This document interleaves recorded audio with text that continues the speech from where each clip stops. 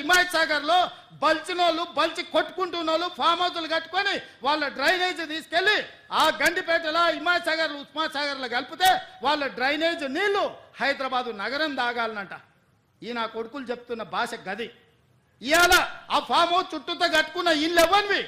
కేటీఆర్కు లేదా, హరీష్కు లేదా, కేవీపీ రామచంద్రరావుకు లేవా? చుట్టూతా మీరు కట్టుకున్న ఇండ్ల డ్రైనేజ్ హైదరాబాదు ప్రజలు తాగునీళ్ళ కలిపి మా ఇల్లు కూలగొట్టొద్దు కాబట్టి ముసుగు దొడకడానికి మూసీ కావాల్సి వచ్చిందా మీకు?